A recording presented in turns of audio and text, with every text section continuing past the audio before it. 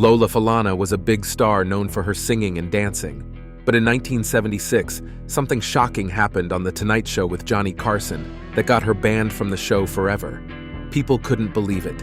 And you know why, John? There were some wonderful things that happened in my life, but you were one of the wonderful things that happened in my life. When I was nobody, you reached out your hand to me, John. Before all that drama, Lola had a humble start in Camden, New Jersey, born in 1942. She was the third of 6 kids to Bennett and Cleo Falana. Her parents noticed her talent early on. At just 3 years old, Lola was dancing around the house, and by age 5, she was singing in the church choir. Her mom, Cleo, took her to clubs in Philadelphia as a kid, where Lola danced her heart out. Sammy Davis Jr., the legendary dancer, spotted 16-year-old Lola in Atlantic City in 1958, and she received her big break dancing. His 1964 Broadway musical Golden Boy showcased the gifted kid, who he considered as having enormous promise. In 1965, this marked the beginning of her career as a recording artist, when her first song, My Baby, was released. At around the same time, Frank Sinatra, the old Blue Eyes, saw her and signed her to Reprise, his illustrious record company. Lola rose to stardom on a global scale because of her stunning good looks and multi-talented abilities. It was Lola's language skills, together with her talent as an entertainer, that propelled her to mid-1960s Italian stardom. She certainly benefited from this talent as she progressed through her career in Italian film, and her attractiveness grew on a global scale. The fact that Lola Falana was fluent in Italian undoubtedly boosted her professional standing. While appearing in 3 Italian films, including a spaghetti western, she worked hard to become fluent in the language. She became so ingrained in Italian society that she frequented Italian television and even sang songs in Italian. She may have given more nuanced and genuine performances if she could have spoken better in Italian with the film's Italian directors, producers, and co-stars. She was known as Black Venus because to her impeccable command of the Italian language, which landed her roles in several critically acclaimed Italian films and made her a celebrity on the hit Italian variety program Sabato Sera. Making her American film debut in The Liberation of L.B. Jones upon her 1970 return to the United States, Lola was nominated for a Golden Globe for Most Promising Newcomer. In the same year, the trailblazing model made history as the first Black woman to appear in the commercials for Fab's Tigress perfume and to model for Playboy magazine. The gifted performer was a mainstay on Laugh-In, The Flip Wilson Show, and The Tonight Show, the 3 most watched variety programs on television in the early 1970s. Her stunning good looks, comedy skills, dancing, and singing wowed audiences throughout the country. Legendary performer Sammy Davis Jr. had Lola Falana pegged as Las Vegas's next major star in the 70s. The top strip casino executives were convinced of Lola's star power and extraordinary skill by Sammy, who exerted great effort in this regard. After much negotiation, he was able to secure a residency for Lola at the Sahara Hotel and Casino, where she would perform in their renowned Congo showroom. Lola became the highest-paid female performer in Las Vegas at the time when she was given an unbelievable $100,000 a week to do 2 shows every night. An unrestricted clothes allowance at high-end design houses, round-the-clock car service, and a spacious penthouse room were all part of her contract. Lola Falana, Tropical Heatwave Review, was her 1978 debut performance, and the glitterati of Las Vegas came out in droves on opening night. A non-stop parade of fabulous glittering gowns and revealing beaded bodysuits was the reviewer's description of her spectacular Bob Mackie-designed ensembles. Her captivating stage presence enthralled fans as she performed tap dance routines interspersed with deep jazz. Fans would often buy their tickets months in advance to Lola's renowned 20-year tenure at the Sahara.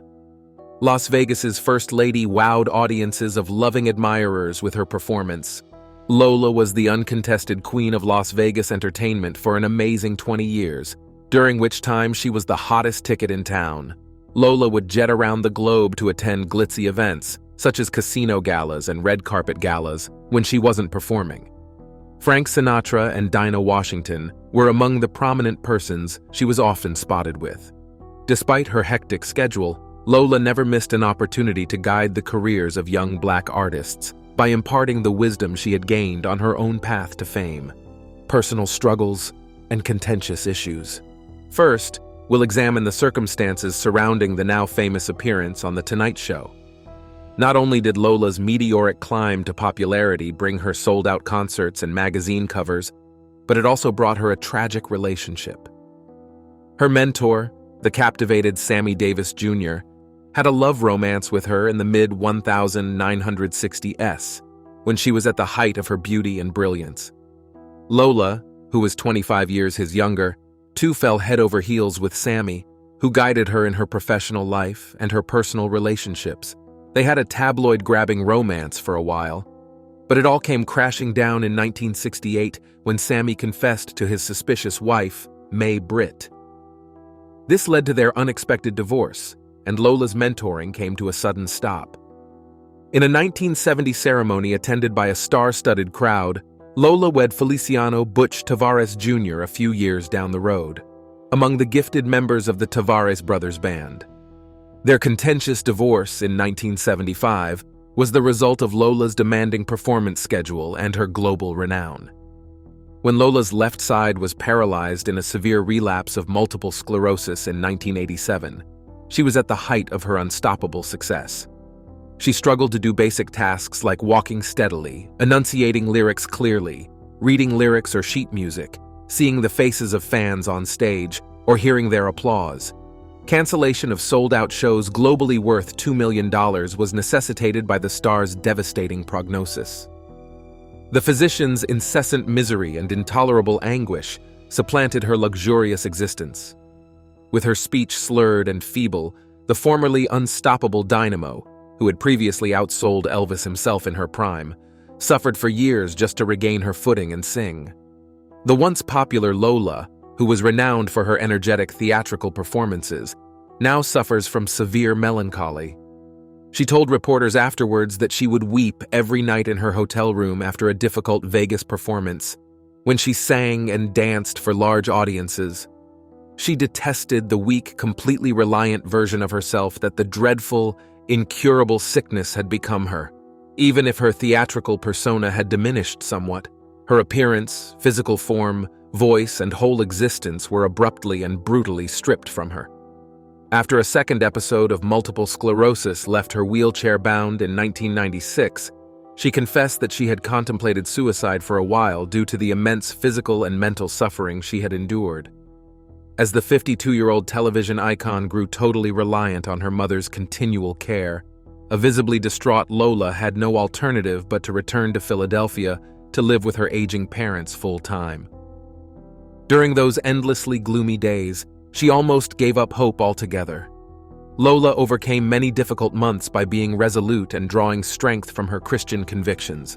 Rebuilding her 4-octave vocal range note by note, learning to walk small distances again, and regaining strength for self-care were all challenges she faced. While her mother tenderly supported Lola through her health struggles, she devoted many days to prayer and voice training.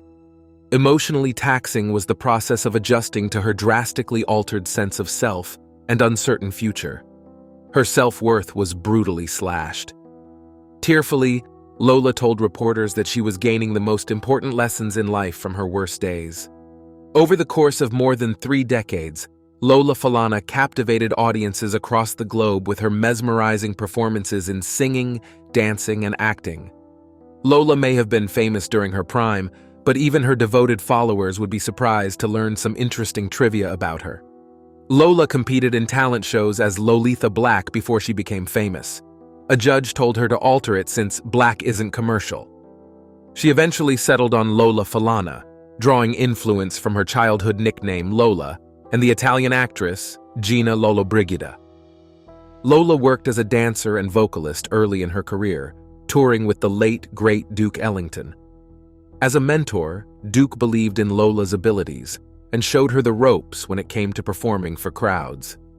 The captivating and authoritative theatrical persona that Lola would later become famous for was greatly influenced by this event. As a result of all the praise and publicity that Lola got, Sammy Davis Jr., another entertainment heavyweight, took note of her. Sophia Loren and Lola became fast friends when Lola achieved her breakthrough in the late 60s Italian film industry. Their common journeys as black women achieving success in Hollywood brought them closer together. They remained pals for many years. The 1970 Fabergé perfume commercial campaign was a huge deal, and Lola was the first black woman to appear in it. In the same year, she made history by being the first black woman to get a full feature behind the scenes in Playboy magazine, where she posed for a landmark layout. Lola subtly guided the careers of other young black entertainers, including the Jackson brothers and Prince, who would go on to greatness. They are both very grateful to Lola for the wise counsel and supportive words that helped them believe in themselves as artists.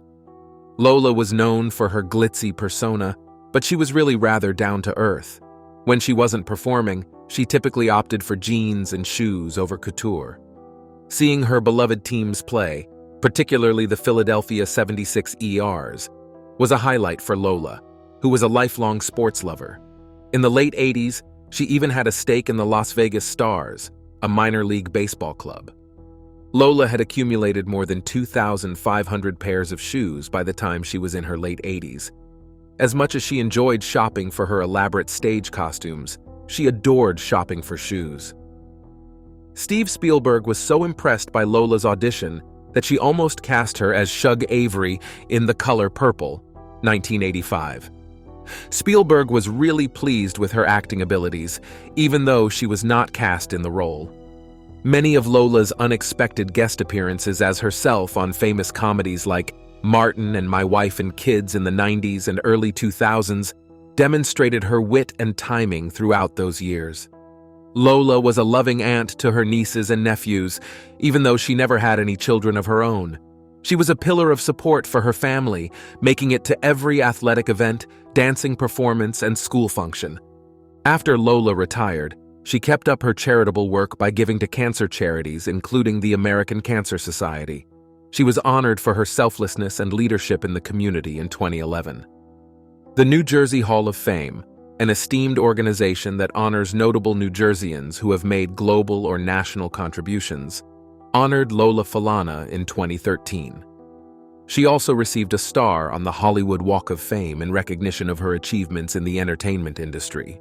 Lola Falana's unparalleled triple-threat skill, groundbreaking career, and larger-than-life stage presence, along with her humble nature and mentoring off-stage, created an unforgettable impression on the entertainment industry that endures to this day. Everything about her visit on The Tonight Show was fascinating, even the little-known facts. Even more interesting is the backstory of her removal from The Tonight Show. You have no idea what she did on television to deserve such a punishment. Lola Falana's stunning good looks, together with her outstanding singing, dancing, and acting skills, made her one of the most sought-after performers of the early 1970s. Lola was a mainstay on the great variety programs of the day, captivating viewers with her musical performances on series like The Hollywood Palace and The Joey Bishop Show. Her charming personality and comic skills were also evident in her interviews, which won over presenters like Johnny Carson and Bishop. Indeed, Johnny Carson's fondness for Lola was immediate upon her debut on The Tonight Show in the late 60s. Her infectious enthusiasm and captivating musical talents made her a popular interviewee. Anecdotes like the time her name was misspelled and people started calling her Lollapalooza entertained Johnny. They had a natural, humorous chemistry on television. But the records show that on September 21, 1973, during Lola's one and only Tonight Show performance, she shocked Johnny and the viewers by going too far. Later that night, Johnny spoke with Lola about her African vacation. Lola recounted her experience visiting a remote town and seeing ladies going about their day without covering their breasts. The crowd erupted in shocked laughter as Johnny responded with astonishment. Lola, however, was just at the beginning. In an iconic moment, Lola said, "Johnny, I've always wanted to do this." She then got up from her guest chair and strutted provocatively across the stage, positioning herself squarely in front of Johnny's desk. Lola pulled off a surprising move, causing the crowd to gasp. Some have believed that she daringly exposed her breasts to the embarrassed Johnny Carson at that same moment. However, the specifics are still unknown. Johnny's cheeks became a blazing crimson, and his eyes widened in astonishment. A unique shot from well off stage left revealed nothing but Lola's behind resting on Johnny's desk as the camera abruptly cut away. Lola remained there for an uncomfortable minute before returning to her seat, horrifying the crowd and leaving Johnny stunned. In the days that followed, NBC officials received a deluge of complaints from viewers who were deeply hurt by what they viewed as Lola's ruse. So they issued an executive order prohibiting Lola Falana from making any more appearances on The Tonight Show whatsoever. Lola endured harsh repercussions as a result of the episode, which Johnny Carson subsequently regretted, but the harm had already been done. The first and only guest to ever be permanently booted from Johnny's legendary program was Lola Falana. The risky move, meanwhile, seems to have only served to increase Lola's star power. Lola would never go back to her childhood seat next to Johnny, despite starring in several successful films in the 1970s, such as Lady Coco and The Liberation of L.B. Jones. In 1978, she even hosted a television variety program. Upon discovering she was immobilized from head to toe due to multiple sclerosis, MS, Lola's career took a nosedive. It was widely believed that she would never give another performance. Despite her devastating injury, Falana remained resolute and refused to use any walking aids, stating, "I'd rather crawl on my belly." With the help of her physical therapist and her inner spiritual world, she shocked everyone by making a triumphant comeback to the Las Vegas stage in high heels within months. But Falana had 4 additional MS outbreaks that left her momentarily crippled in the following year. She gave Jet magazine an account of her harrowing experience in early 1988, attributing her survival to her trust in God. She said that the word God was the starting point of her rehabilitation journey. She admitted that her devotion had been lacking before, but that she had been drawing power from her inner spiritual world.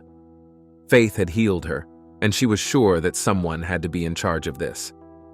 Following what she believed to be a miraculous event, Falana began making house calls to MS sufferers in order to provide them with emotional support and guidance. She was asked to play at several MS research fundraisers because of her consistent participation in the MS community. She said that research is vital because it helps find treatments for those who don't have the will to beat their illness on their own. Despite persistent skepticism on her endurance, Falana joyfully returned to her glitzy career in show business in 1989. Still, she had a whole new sense of self. She spoke to her audience about how God was testing her faith. The test had evolved into a full-fledged spiritual calling by 1990. The news of Falana's departure from the entertainment business to train as a Catholic nun startled her followers. She had taken a vow of chastity and now dressed modestly. The announcement was made from a pulpit in Chicago. Falana said that she aspired to be as gorgeous, feisty, and sensual as the movie characters she saw as a child. She spoke clean about her plans to study hard in order to discover ways to increase her sexiness.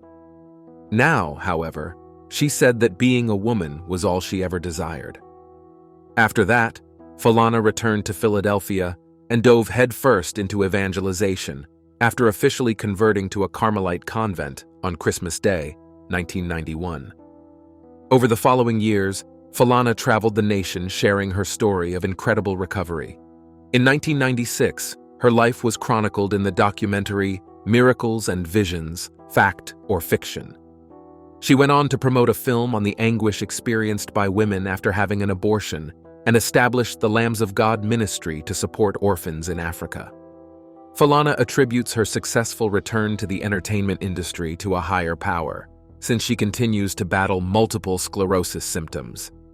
She feels that her career would have been permanently stunted without this intervention. On the other hand, she had a life-altering rediscovery of her Christian faith as a result of her ordeal. Following her near-death experience, Falana rejected her attractive persona, devoted herself to helping the sick and dying, and spoke up for the rights of the marginalized.